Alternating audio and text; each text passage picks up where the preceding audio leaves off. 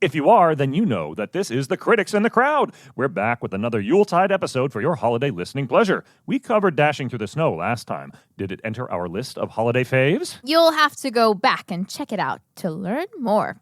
But since you're here, pull up a seat by the fire and join Steele and Liz as we get right into it. What's under our tree this week, Steele? Are we getting candy or coal? That depends on how you feel about Madea. That's right. We're finally getting to Tyler Perry's uber shot across the bow of pop culture. And what better way than examining what is one of the quintessential titles in this multimedia extravaganza, A Madea Christmas. It's Tyler Perry in drag and a Santa hat. What could go wrong? Why'd you have to say those words, Steele? Why do you have to invoke the wrath of Father Christmas? The stats. A Madea Christmas hit theaters in December of 2013. It's either the 7th or the 8th film in the Madea franchise, depending on if you count Meet the Browns or not. Madea has a small cameo. And was yet another success for writer-director Tyler Perry, grossing $53 million against a $25 million budget, but with untold DVD sales and rentals to keep the film chugging along as a holiday staple for many. A synopsis from Rotten Tomatoes. Madea accompanies her niece, Eileen, to the small town of Bucktussle to pay a surprise visit to Eileen's daughter, Lacey, who has refused to come home for Christmas. The real reason Lacey is avoiding her judgmental mother is that she has secretly married Connor, a white classmate from college. When Eileen and Madea arrive at Lacey's farm, she tells them that Connor is an employee, but her lies soon spin out of control. Once a rising star on the urban theater circuit, Perry had exploded onto the cinematic landscape with his adaptation of Diary of a Mad Black Woman, going on to craft over 14 films and appearing in even more since that feature's debut in 2005. By the time A Madea Christmas came out, both he and Madea were household names, so it's not a surprise that this film has found purchase with a host of fans. The character and Perry himself are not without controversy. You can learn more about Perry's history by going online, or better yet, listening to our coverage of the film Divorce in the Black. In fact, download that episode, our entire catalog, and then tell everybody you know to do so as well. Subtle, but great. In short, Tyler Perry has made billions for himself, has helped launch the careers of many black actors, has his own production city outside of Atlanta, and gets to make movies his way. That way appeals to many, but not all, some of whom criticize his reliance on stock characters, broad comedy, and production speed. Remember, 14 films in 8 years between Madea's debut on screen and this holiday hit. Here's one critical summary, courtesy of Rotten Tomatoes. It boasts a few laughs, but overall, Tyler Perry's A Madea Christmas ranks among Perry's least entertaining or substantive works. The professionals agree only 21% of the pros like this film, though Perry fans counterbalance that with a 70-point score. Good enough for 49 points in difference, just nearly 2 stars. And speaking of stars, this film is not without talent. Yes, there's Tyler Perry as Madea, but we also have Tika Sumpter from One Life to Live, Gossip Girl, The Game, and The Haves, and the, oh my God. The Haves? What did I just say? The haves and have-nots as Lacey. Eric Lively from A Minute with Stan Hooper, the L Word, and So Weird as Lacey's husband, Connor. Kathy Najimy and Larry the Cable Guy as Eric's parents. The legendary Anna Maria Horsford as Lacey's mother, Eileen. Chad Michael Murray of One Tree Hill fame and A Cinderella Story as Tanner. And J.R. Lemon as Oliver. A pretty stacked cast, if you ask me. The film itself was an adaptation of Tyler Perry's stage play of the same title. Remember that Perry came up as a theater whiz, having gotten his start by leveraging his entire life savings for his first work, which bombed. Mr. Perry didn't let that stop him, however, so let that be a lesson to all of you and a foreword to any criticism that we have for this film. He's an artist who never gave up and didn't stop hustling until he achieved his dreams. Initial thoughts. Want to lead us off, Liz? Sure. I've never watched this movie before. I thought, okay, Madea Christmas.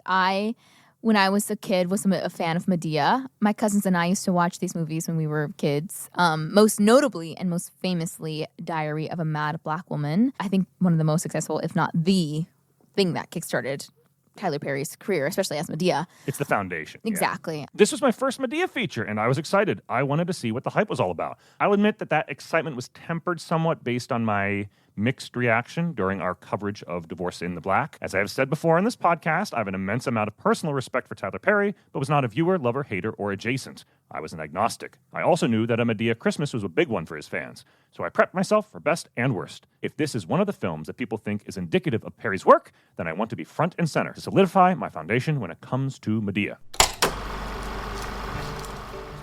We're in Atlanta. The holidays are upon us, and so too is Mabel Madea Simmons. Medea's niece, Eileen, which I have to say, her niece, I thought they were siblings. Crazy. Anyway, okay, so niece, Eileen, has talked our favorite grandmother into working as a greeter at a department store for the season, which includes a Santa suit and a whole lot of banter from Madea. We also learned that Eileen's daughter, Lacey, has become a teacher and moved to Alabama. The funding for Lacey's new school district has been cut, and now there are threats to cut it even more. The town's Christmas Jubilee is under threat due to the city's budget. Farmers have been struggling and need the tourists to come in for the holidays to buy what few crops they have left to sell. A conflict is brewing. Quote, I look like a whole red light district. Quote. That was from Madea. I know. I remember her saying this line.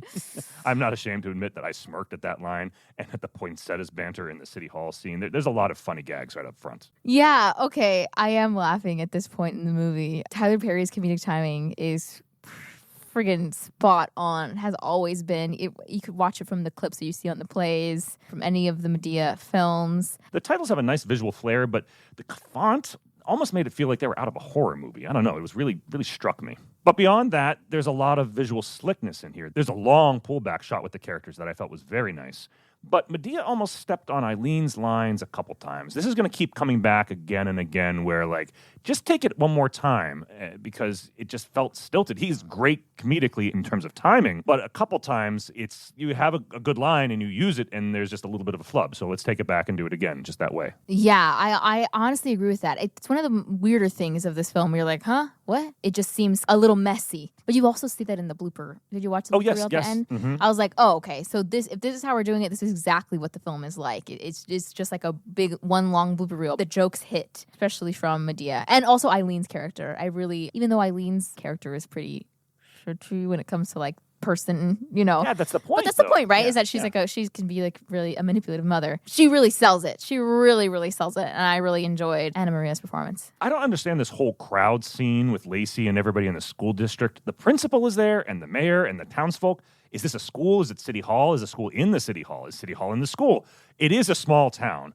I get that. And that does happen in small towns, but it would have to be a very small town to have it all here. There is one class. There is one classroom. There are no other teachers. There is one class. That was crazy to me. I was like, does the mayor live in is his office in the school building? Is the school? I guess they're going for a certain vibe with the small townness, but I'm just like, we're feeling very like we're on a set right now and it's dressed. Once I learned that this was based on his play, it gave me a different perspective. I could see this taking place on stage. Oh, yeah. Like hopping from one location to the next, and that I think would feel appropriate on the stage. It doesn't translate for me as well into cinema when it just moves. It's exactly what happened with Producers, the film versus Producers. Yes, 100%. Yeah. We just got to figure out how to adapt things from stage to screen. It's a skill. It's a difficult skill. It's a difficult skill set. It is not automatic. No. Eileen gives Madea the rundown on the departments of the store, operations, and greeting. Madea struggles and eventually begins insulting customers, ignoring them for scratch-offs and other low-level skullduggery ill-befitting her employment as a greeter. She gets the can and, after causing a scene, departs, free to indulge in sexual innuendo involving a threesome, quips about dealing cannabis, and stories about physically abusing her daughter. Seriously. Cut back to Lacey. She's attempting to coax answers out of a recalcitrant and perennially late student, a farm boy named Bailey. His disheveled appearance belies an intelligence and beautiful singing voice. So when he's bullied by his classmates, Lacey takes them to task, humiliating them in front of everybody. Still, Lacey asks that Bailey participate more, and to that end, she wants Bailey to sing the lead solo at the Christmas Jubilee. Bailey is uncertain and rushes home. Something is afoot. The back and forth between Eileen and Madea is so fast and loose that it just steps on each other. When Bailey attempts to put his bag on the desk, it's clear he almost dropped it. There are small flubs like this throughout the film. I know Tyler Perry moves at a brisk pace. I know the actors love him for that. They get in, they get out, they get on the go. But this is why multiple takes are so important. If you flub one moment, take it again and reset. This isn't an Ed Wood film from the 1950s where people are knocking over tombstones or bumping into the set, but it's really off-putting in a finished feature like this. I'm doing a lot of condensing with the synopsis here because it's like two movies are cut together so far. There's Lacey's story at her school and the banter of Madea, along with the Tanner versus Connor feud, Bailey's issues, and much else.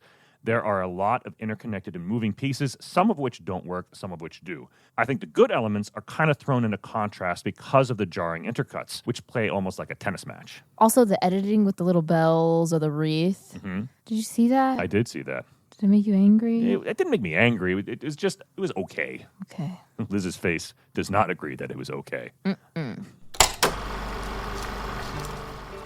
Lacey calls up her ex, Oliver, who dumped her for his now ex-wife. Lacey uses some fairly harsh language to describe the woman, but needs a favor. Sponsorship for her town's Christmas Jubilee. What serendipity! Oliver's company needs some goodwill after a PR disaster to the tune of $100,000.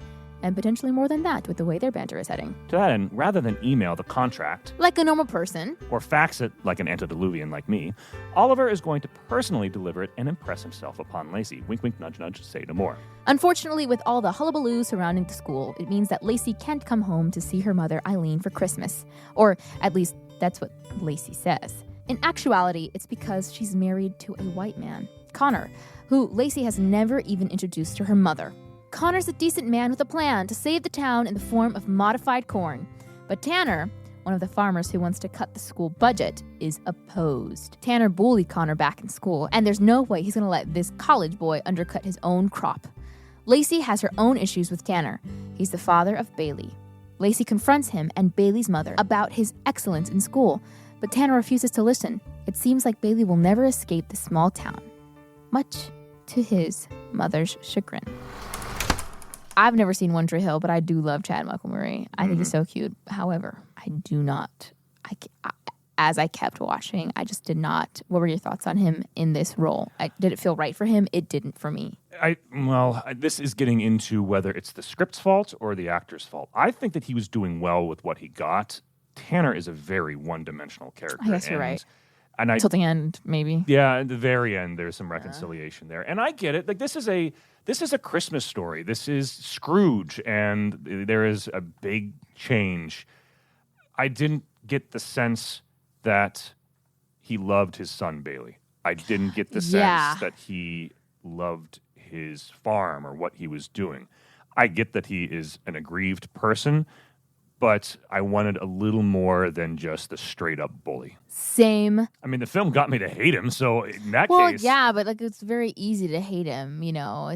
But I think I'm lacking the heart of the hate. I feel like it was very much like, oh, he is a closed-minded man. Like, I'm gonna play this like anger, and almost like he didn't like going under the anger and going under why we hate him. The actor has to then find why they love it. And who's to say Chad Michael-Murray didn't do that? But we've seen many a scary dad farmer character in media before. To name one, Aidan Quinn. It's just this truth that lies under the pain and the anger. And I think that I'm lacking that here, and I really wanted that. Is that weird? No, that's not weird. I'm also reminded of Mark Menchaca. I believe that's how his name is pronounced. He played Russ Langmore in the first season of Ozark, and he also had a huge anger streak, and yet there was an obvious, not a softie, but there was a method to his anger there. Absolutely. I think also, once again, Tyler Perry's moving with alacrity, and so we're not going to get more than 2 takes. We're not going to get to explore that character, and maybe it's just the first take, and like, great, let's move on, rather than can we adjust a little bit and maybe give a little more of that pathos. Yeah. I think it was needed. I would have felt a little bit more than I did. One particular moment I liked from this sequence that I thought was hilarious, Madea exiting the department store, ranting about being fired. She calls out a woman who almost bumps into her and then immediately jumps back into ranting mid-sentence. I thought that was hilarious. Again, Tyler Perry's comedic timing, the improvisation is unmatched in my eyes. It's incredible. It's almost like when Tyler Perry puts on the Madea outfit. It is transformative. I don't know that Tyler Perry could do it without the costume. Yeah, the costume, everything, it works really well. And I'm going to say, when it's tuned down, not away, but when the banter is flowing appropriately, I really dig this movie. Madea taking Eileen to task for being overdramatic is hilarious, and it also sets up both characters well. Madea is spitting facts about Eileen's daughter, setting her up as the fool's tongue. That's an ancient device where a supposed fool speaks wisdom. The audience is supposed to guess or second-guess themselves. Is this actually foolish or is it wise? Look also, hate to compare to Shakespeare, but the many witticisms of Falstaff. As an aside, Falstaff is the ignoble hero and quote-unquote mentor to the future King Henry V. And it's only when Prince Henry leaves Falstaff and takes on the mantle of the crown that he really steps into his destiny. So Falstaff throughout is a very comedic character. Some consider him Shakespeare's greatest creation, but he's also not essential to the plot. Much like Medea in this, where he's making these witticisms and these jokes, and there's truth to them, and yet the audience is like, well, is this truth or is it not? And it supports the broader themes and the characterization of the people therein. And so I think that that's what Medea is doing in this film. We get some B-roll of an SUV traveling through the countryside and some narrator exposition. Eileen just happened to be talking to Oliver's mother and learned that he's traveling to see Lacey. What a coincidence. They travel to Alabama together, along with Medea, who keeps up a running commentary that would put Foghorn Leghorn to shame. After a brief interlude at a Klan rally, seriously, they arrive at Lacey's place to find her and Connor utterly shocked by Eileen, Medea, and Oliver's presence. Connor takes it in stride that Lacey lied about him being the farmhand, that Eileen thinks Oliver is Lacey's boyfriend, and that there's a 6'2" man in drag on his lawn. After exploring the house, Eileen and Lacey butt heads a little over Connor and Oliver, though Medea attempts to put a cap on it. It's only getting worse as Connor's parents, Bob and Kim, are on the way. Medea insinuates herself, and after a protracted scene in which she attempts to get into Oliver's SUV, they head to school. Medea watches over the kids as Lacey and Oliver handle the contract down the hall. It is the same building, which naturally turns to chaos. One girl even tries to steal Medea's purse and winds up literally tied to a cross as a punishment, though it at least gets Lacey out of an awkward kiss with Oliver. When Medea goes, it's yellow, it's bright yellow, when she goes into Lacey's house, I laughed. The Connor corner joke, Yeah. that one was good. There are a lot of gags that I thought were funny. Also, why is she kind of flirting with her ex-boyfriend in that first phone call? Yeah. What? I was very confused. I guess it's like very obviously meant to throw you off the scent that she's married to Connor. Mm-hmm. I think also, you know, this is not a criticism, but some people do flirt a little casually. And I think that maybe that's kind of her character. Maybe she's trying to entice Oliver to give the money to whatnot. Lacey's a little bit of a duplicitous character throughout this. I think that Tika Sumpter, who plays Lacey, does a really good job at showing warmth and caring and mentoring and being a wife. There's chemistry between her and Eric Lively as Connor. It's doing okay. There are some problems that I have with this film, but she and Eric Lively I'm not complaining about. I actually think she has more chemistry with her ex than she does with Connor. But that's just me. Medea's a scene stealer. We know this. Tyler Perry commands the stage and the screen. I'm going to say I was looking forward to the chaos caused by Medea in the classroom, but man, it kept coming and going and coming and going. I wrote this note about how her talking about the nativity story, and she was like, Marriott, shut the door. Hilton, shut the door. Ritz-Carlton, you don't belong here. Like, I mean, some insane quips. I mean, the movies, we're just fine. I feel like we're just fine right now. I want to commend the shot composition here and throughout the film. If I remember correctly, Liz, you thought that Divorce in the Black was too busy and insisted upon itself with that long camera trick in the car regarding the usage of camera. There was one nice moment here that I want to call out where Connor passes Oliver and the camera holds with Connor as Lacey and Oliver chat. And that does a nice job of insisting Connor's presence as Lacey and Oliver are talking.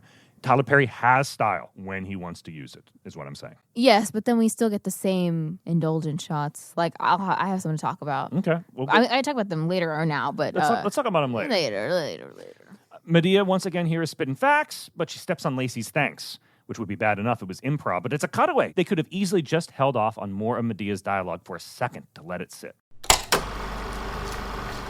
Things can only get worse, of course. Connor's parents, Bob and Kim, arrive, and it's clear they've never met Lacey. Maybe Connor and Lacey got married by a shaman in a yurt at Coachella. Regardless, Connor's folks are told not to divulge the secret, which gets harder as Eileen continues to act out, accidentally cutting down Kim's father's memory tree and coming to believe that Buddy and Kim are part of the Ku Klux Klan. Things spiral out of control when the Jubilee's newfound sponsors, the Sheldon Corporation, force the town to theme it to the company rather than the holidays. It seems that the reason for the season is commerce this time around. Yeah, this time around. The theme is about as subtle as a fart after a sushi dinner, but it's tried and true. It soon comes out that Sheldon is behind the building of the dam that cut off the town's water supply, one of the reasons that the farmers of the community are struggling. Tanner goes from his normal mood of rage to incandescent rage, demanding Lacey's termination. This is where I get the complaints about Perry using stock stories. And yet, at the same time, literally every holiday picture uses the same stock themes.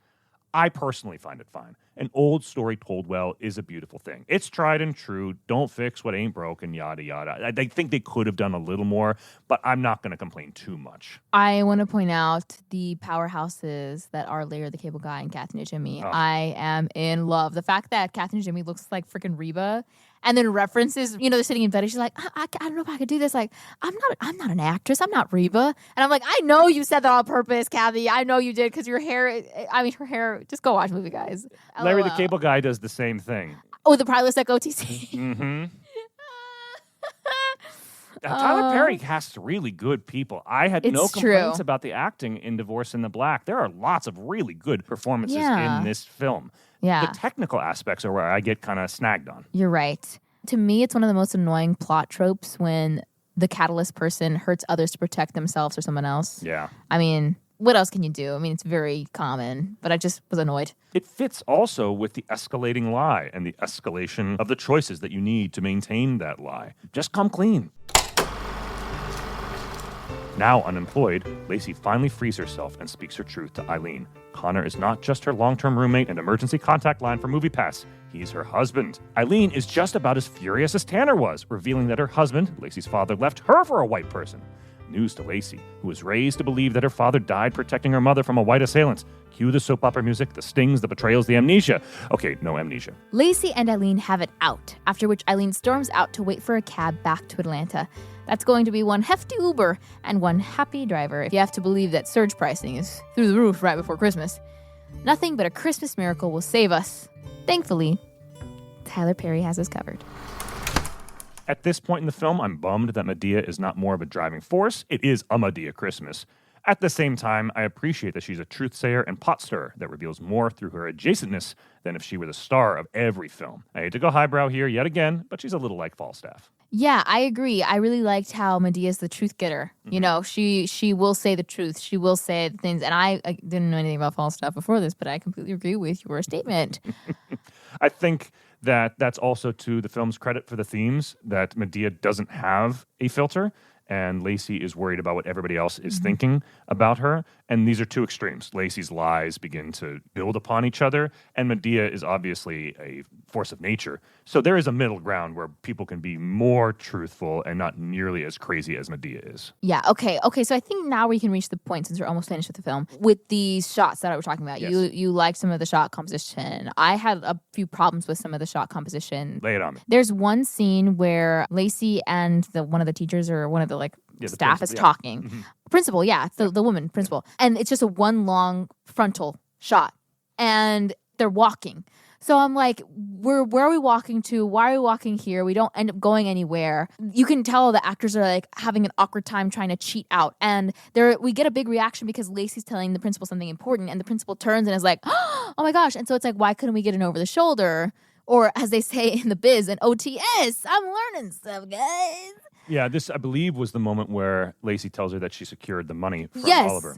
And I noticed that too. It's just a very expositional scene. She just shares information like, great, now we're good. And it doesn't do anything. So it's just to get to the next moment, which I think once again works on stage, because you can have someone walking through an abstract space talking to somebody else, and that allows us to have a wipe of a sort as other people are moving on for the next scene. And that in a film, it doesn't quite work. That's the ultimate thing. I think this could have been edited in such a way that it became more cinema and less stage play. Absolutely. Another moment is when Lacey is sitting on the bed and Connor comes in to console her after her mother and her have it out. Again, another frontal shot, no OTS, no inserts of anything.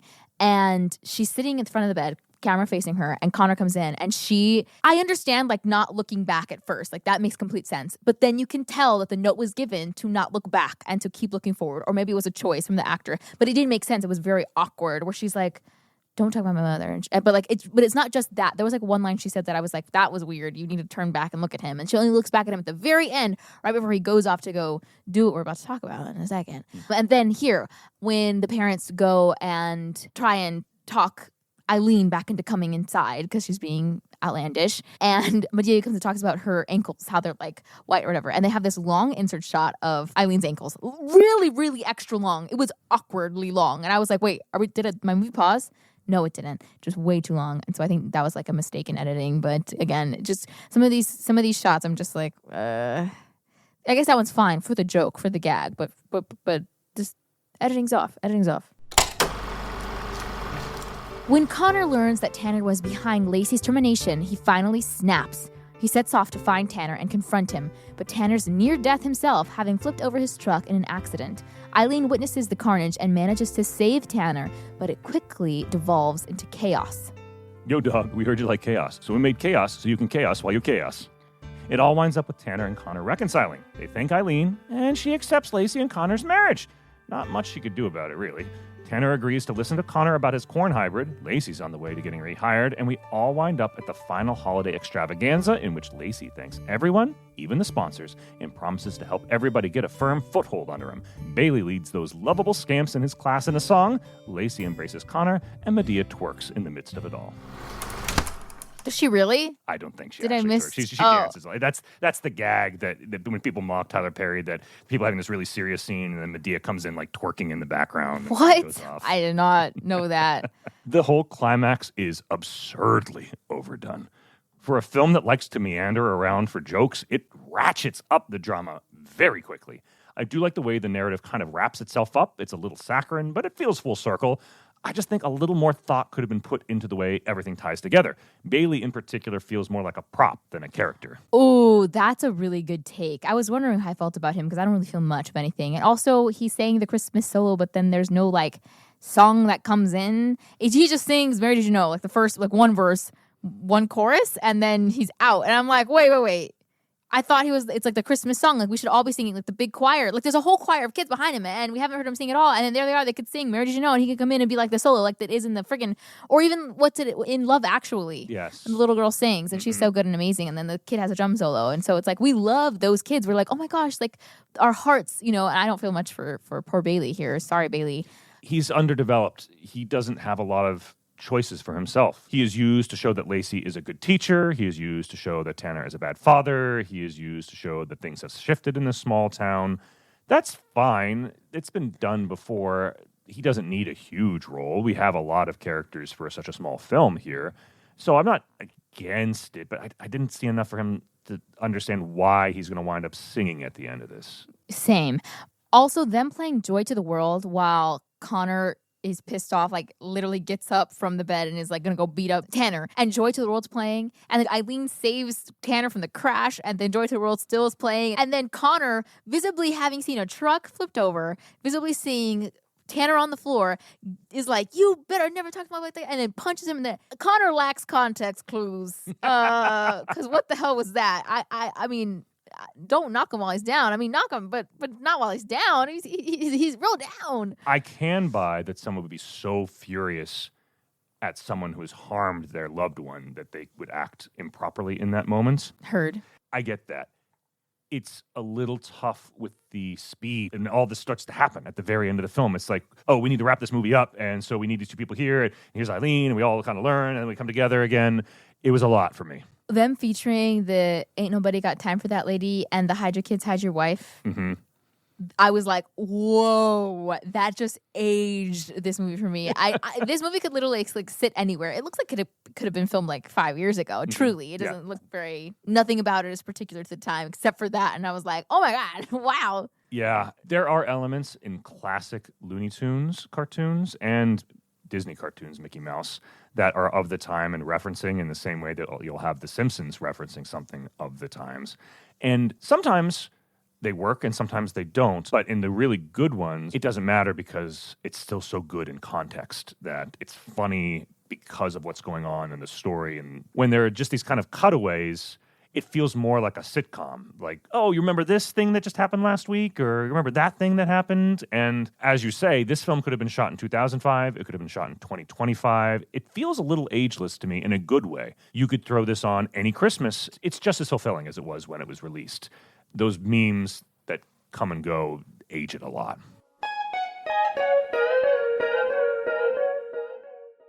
Trivia. Tyler Perry's propensity to improv and to allow his cast to improv led to a lot of blue material that had to be cut from the final film. Perry admitted that had some of this been allowed to be included, the film would have been rated NC-17. Buddy, Connor's father, recommends the use of Prilosec OTC to Eileen, who suffers from heartburn. Larry, the cable guy who plays Buddy, was a spokesman for Prilosec for a period of time. The film was nominated for 6 Raspberry Awards, which are given out to the worst films of the year. Tyler Perry won his Razzie for Worst Actress. DVD, Blu-ray, and even video sales for the film were quite strong. Some conservative estimates have the total rate of return at north of $60 million, including rentals, and those numbers were from 2020. You can only imagine that it's grown with each subsequent Yuletide. Tyler Perry likes genuineness from himself, his performers, and his audience. He has stated that those auditioning for spots in his film should never perform something that wouldn't be done in one of his movies, but also what wouldn't fit themselves. Perry found that the improv of Larry the Cable Guy worked well with Perry's own desire for being in the moment. This sometimes caused a bit of chaos due to Perry's desire to keep things moving, but there was a genuine candor between the two. And you can definitely see that in the blooper gag reel. Oh my gosh. I was having a ball watching Larry the Cable Guy and A Madea go back and forth in the cow farming scene. Mm-hmm. Oh my God. Larry the Cable Guy said he knew he was in the right film, both physically and metaphorically, when he showed up to set to find that his trailer was name tagged White Guy. The cast was almost universally positive of Tyler Perry's work with them. That doesn't prove a negative. There could be people who had awful interactions with Perry, but it jives with many other reports from actors who have said they love the way that Perry works with them. As a reiteration, Tyler Perry likes improv. He likes when actors can keep moving after a flub and make it work as part of a scene to try and keep the energy up. Go back to our coverage of Divorce in the Black for more moments of that. Pros. A pro for me were the laughs I got. Tyler Perry, again, like I've said before, incredible comedic timing. I want to see more of the gag reels. I wish I could see the NC-17 rating version of this movie. I think I had a couple full belly laughs, and I always appreciate when a film can do that because it's actually a very hard thing to do. I liked the throwaways and the comedy in general as well. I laughed a lot during this film, and a comedy is supposed to be funny. There are many, many comedies out there that are structurally poor, but string a gag a second before winding up in my replay box. One example, Caddyshack. It's a mess of a structure of a film, and yet it's every golfer's favorite movie because it references the sports, and the gags are just so funny, and they come rapid fire. Kathy and Jimmy and Larry the Cable Guy. I actually want to just give everything to our older cast of characters, in particular Tyler Perry, Kathy and Jimmy, Anna Maria, and Larry the Cable Guy. I think they elevate this film from what is lacking. They breathe life into this world, and I really enjoyed their performances. Yeah, for me, the acting in general is very good. Sometimes the lines are cringy, more on that in a second, but the actors sold it. I've seen 2 Tyler Perry movies now, and in both, the performances were great, and the actors praised Perry. 2 times isn't a trend, but it seems that Perry trusts his actors, and the actors trust Perry. The feel-good ending. You know me, I'm very happy when it's wrapped in a pretty little bow, and I'm like, okay, we got it, we did it, hooray. Mm-hmm. I like the pressure that Lacey is put under. She feels like a fully realized character who loves someone she feels her mother won't approve of, is trying to save her school, is doing her best for a troubled student, is feeling flushed when an old flame is interested in her, and yet ultimately makes the right choice. I felt that the characters were flat in Divorce in the Black, but Lacey, she was a nice character. Knowing that this film was adapted directly from a play makes me understand a little more of the visual choices. I can see this being staged and moving from point to point with furniture and walls being wheeled away. That's not really a pro so much as this con could have been bigger had I not known this information. Also, as I said, I did like the composition and I thought that the cinematography was solid. This isn't some French experimental art house film from the 1960s. It conveys information. Occasionally, there's a gaffe or a choice that I wouldn't have made, but in general, it keeps things moving. Cons. I think the editing was a pretty major con for me, but I think you brought up a great point about how you can tell this has been adapted from stage to screen, and again, that's not an easy feat, but I just wasn't a huge fan of it. I think things could have been cut. I think the transitions with those weird little ornaments and wreaths could have been cut. I don't think we needed them. I think it cheapens the film. I think initially when it's two films intercut and we're going from Lacey to Eileen and Madea and then back to Lacey and then back to Eileen and Madea, that felt very disjointed. Like it was whiplash. Once they're combined and we're in Alabama, things get better. But the film feels all over the place for me. And that also ties into the number one complaint for me, which are the numerous flubs and gaffes and elements where actors are stepping on each other's lines. That happens in a production all the time. That's not an issue. Take another take. It really ruined the immersion for me whenever it happened. And this is not a Brecht play or Cassavetes or a Fellini film in that they're trying to keep you from immersing yourself. This is a holiday film. Shoot another take and let me go along for the ride. A con for me is the sense you get that this is a play. Yeah. Nothing felt lived in, unfortunately. It felt very set-dressed. It felt very lighted. It lacked the warmth that Christmas movies that I love have. And that was really a big setback. The plot is pretty standard, and there are narrative elements that feel ridiculous. There's some random hayseed working on the genetic code of corn, the evil corporation, the unpopular boy with the bad parents, yada, yada, yada. This is not here to subvert your expectations. Sorry, Rian Johnson.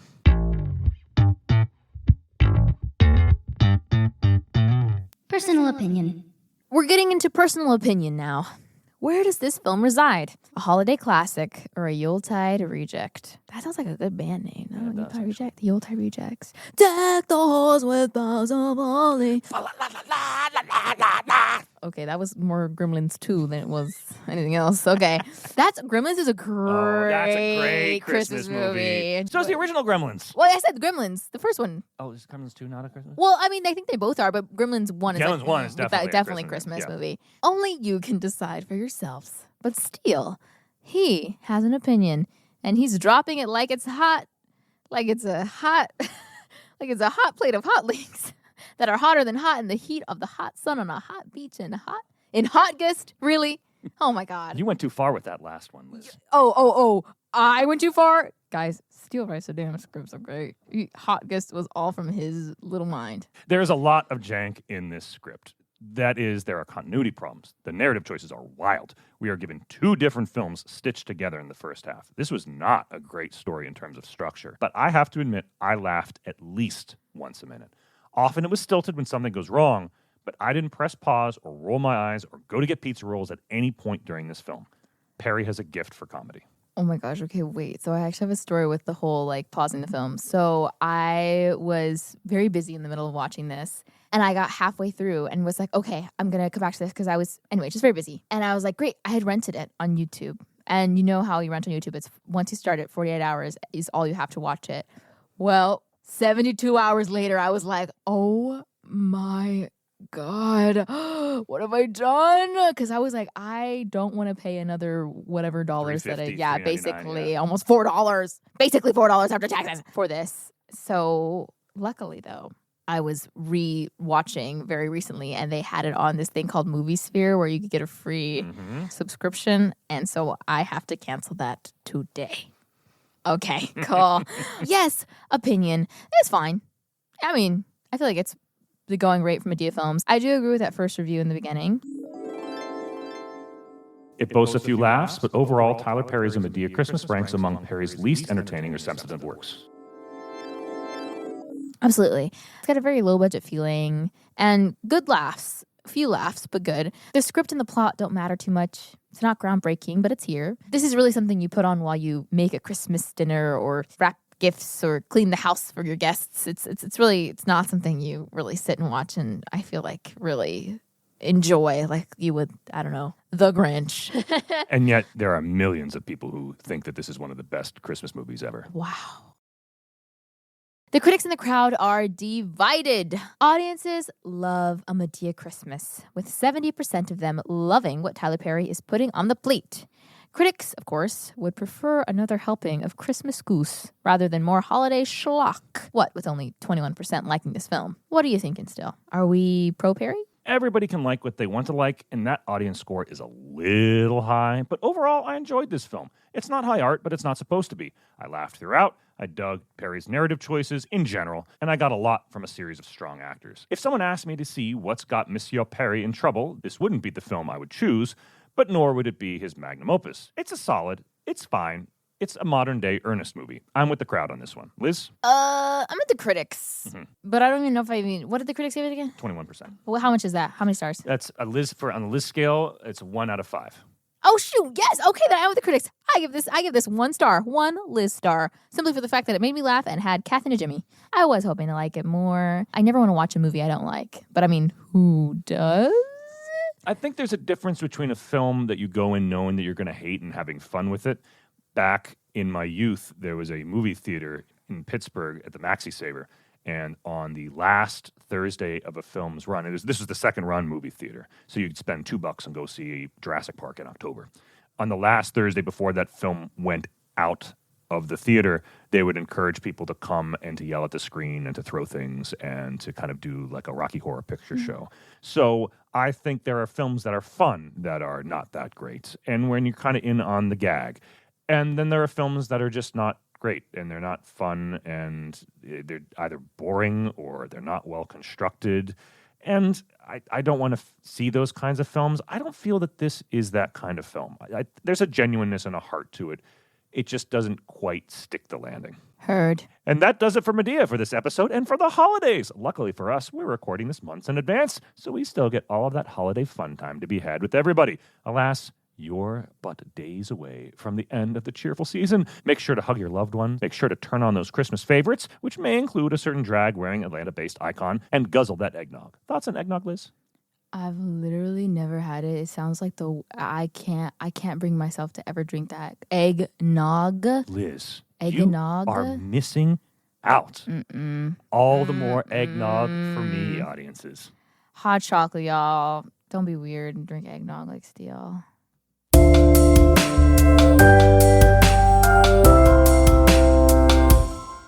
The Critics in the Crowd is hosted by Liz Ramirez and Steele Philippek. Editing and production handled by Steele. Social media by Wendy Dobkin. Logo by Aria Feliciano. Music by Joel Studler, provided by A Humble Bundle. All audio effects are sourced through freesound.org and used under the Creative Commons license. If you feel that we used a piece of audio to which you own the rights, please email helmstarmedia@gmail.com.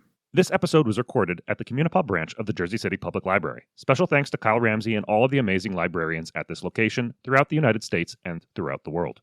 To quote Albert Einstein, the only thing you absolutely have to know is the location of a library.